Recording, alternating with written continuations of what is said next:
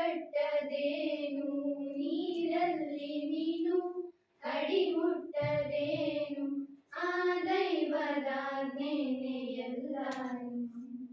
ಹೇ ಶಾರದೆ ದಯ ಪಾಲಿಸು, ಈ ಬಾಳನು ಬೆಳಕಾಗಿಸು. ಹೇ ಶಾರದೆ ನಾಟ್ಯ ಅನ್ನೋದು ನಾದಾಂತ ಲಾಭವನ್ನ ತಾವೆಲ್ಲ ಪಡೆದಿರಿ ಅಂತ ಅನ್ಕೊಂಡಿದ್ದೀರಿ ಹೇಳಿದ್ದಾರೆ. ಮತ್ತು ಇವತ್ತಿನ ಒಂದು ಸೆಷನ್ ಆಗುತ್ತೆ ಅಂತ ನಾನು ಅನ್ಕೊಂಡಿದ್ದೀನಿ.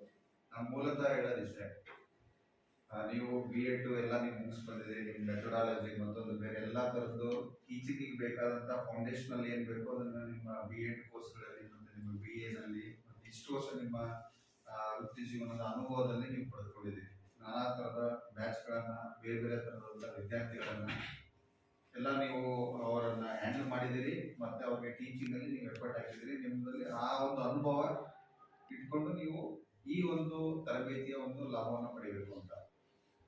ಬಟ್ ನಮ್ಮ ಶಿಕ್ಷಣ ವ್ಯವಸ್ಥೆಯಲ್ಲಿ ಏನಾಗ್ಬಿಟ್ಟಿದೆ ಅಂತಂದರೆ, ಇವಾಗ ಒಂದು ಹಿತಾಸ್ಥಿತಿ ಅನ್ನೋದೊಂದು ರೂಢಿ.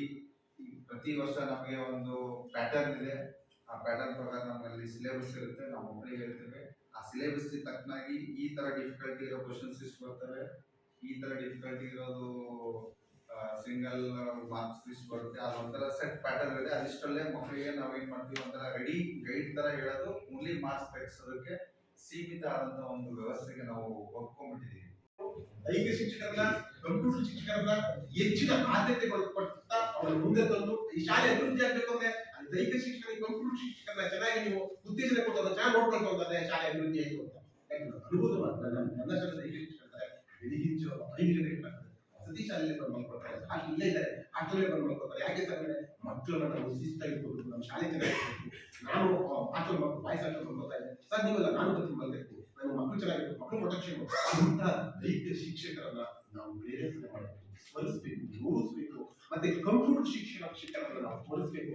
ಅವರು ಮನಸ್ಸು ಮಾಡುತ್ತೆ ಅಂತಂದ್ರೆ ಆ ಮಕ್ಕಳ ಒಂದು ವ್ಯಕ್ತಿತ್ವ ಬೆಳವಣಿಗೆಯಲ್ಲಿ ಪ್ರಮುಖ ಪಾತ್ರ ವಹಿಸುತ್ತದೆ ಮಾತನ್ನ ದಯಮಾಡಿ ಪ್ರಾಂಶುಪಾಲರು ಅಧಿಕಾರಿಗಳು ಈ ಸಂದರ್ಭದಲ್ಲಿ ಮಾತನಾಡಬೇಕು. ಕಂಪ್ಯೂಟರ್ ಶಿಕ್ಷಕರನ್ನ, ದೈಹಿಕ ಶಿಕ್ಷಕರನ್ನ ಶಾಲೆಗಳಲ್ಲಿ ಹೆಚ್ಚಿನ ರೀತಿಯಲ್ಲಿ ಗೌರವ ಕೊಟ್ಟು ಅವರನ್ನ ಒಂದು ಒಳ್ಳೆ ರೀತಿಯಲ್ಲಿ ಕಾಣಬೇಕು ಅಂತ ಈ ಒಂದು ಸಂದರ್ಭದಲ್ಲಿ ಕೇಳ್ತಾರೆ. ಯಾಕೆಂತಂದ್ರೆ ಅವರ ಒಂದು ಬಹಳ ಅವರ ಸ್ಥಾನ ತುಂಬಿ ಮಾಧ್ಯಮ ಸಾಧ್ಯವಿಲ್ಲ.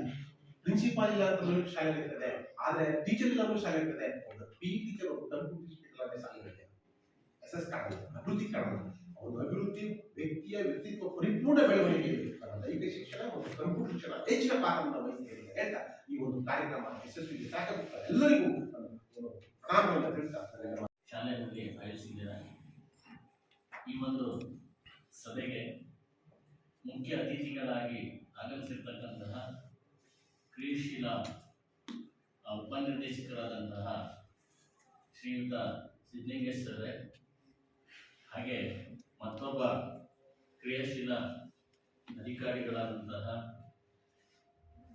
ಮಂಡ್ಯ ಜಿಲ್ಲಾ BCM ಜಿಲ್ಲಾಧಿಕಾರಿಗಳಾದಂತಹ ಶ್ರೀಯುತ ಶ್ರೀನಿವಾಸ್ ಅವರೇ, ಹಾಗೆ ವೇದಿಕೆ ಮೇಲಿರ್ತಕ್ಕಂತಹ ಪ್ರಸನ್ನ ಅವರೇ, ಹಾಗೆ ರಾಘವೇಂದ್ರ ಅವರೇ, ಹಾಗೆ ಈ ಶಾಲೆಯ ಪ್ರಾಂಶುಪಾಲರಾದಂತಹ ಶ್ರೀಯುತ ಮೋಹನ್ ಕುಮಾರ್ ಅವರೇ. ಈಗ ಸುಮಾರು ಒಂದು ದಿನ ಕಳೆದ ನೆನ್ನೆ ಕಾರ್ಯಕ್ರಮವನ್ನು ಕೇಳಿದ್ದೀರಾ, ಇವತ್ತು ಕೇಳ್ತಾ ಇದ್ದೀರಾ.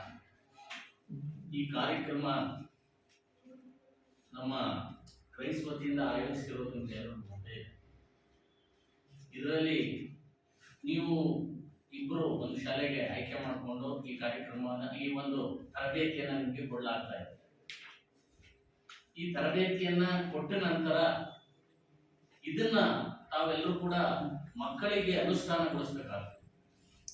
ಇಲ್ಲಿ ನೀವು ಕಲಿತಂತಹ ವಿಚಾರಗಳನ್ನ, ತಿಳಿದಂತಹ ವಿಷಯಗಳನ್ನ ಮಕ್ಕಳಿಗೆ ನೀವು ತಿಳಿಸ್ಬೇಕಾಗ್ತದೆ. ಶಾಲೆಯಲ್ಲಿರ್ತಕ್ಕಂತಹ ಮಕ್ಕಳಿಗೆ ಮುಂದೆ ಅವ್ರಿಗೆ ಏನು ಓದಬೇಕಾಗ್ತದೆ, ಏನು ಓದ್ತಾರೆ, ಮುಂದೆ ಏನು ಅವ್ರ ಭವಿಷ್ಯದ ಬಗ್ಗೆ ಏನು, ಯಾವ್ಯಾವ ತರಗತಿ, ಯಾವ್ಯಾವ ಕೋರ್ಸ್ಗಳನ್ನ ತೆಗೆದುಕೊಂಡ್ರೆ ಅನುಕೂಲ ಆಗ್ತದೆ, ಮತ್ತೆ ಮುಂದೆ ಅವರು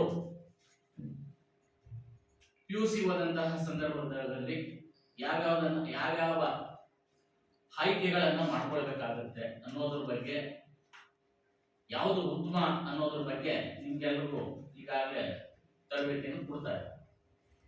ಇದು ಶಾಲೆಗಳಲ್ಲಿ ಯಶಸ್ವಿ ಆಗ್ಬೇಕು ಅಂತ ಹೇಳಿದ್ರೆ ತಾವೆಲ್ಲರೂ ಈಗ ಏನು ನೀವು ಈಗ ತರಬೇತಿಯನ್ನ ತೆಗೆದುಕೊಳ್ತಾ ಇದ್ದೀರೋ ಅದನ್ನ ಶಾಲೆಯ ಮಕ್ಕಳಲ್ಲಿ ಅನುಷ್ಠಾನಗೊಳಿಸಬೇಕಾಗುತ್ತೆ.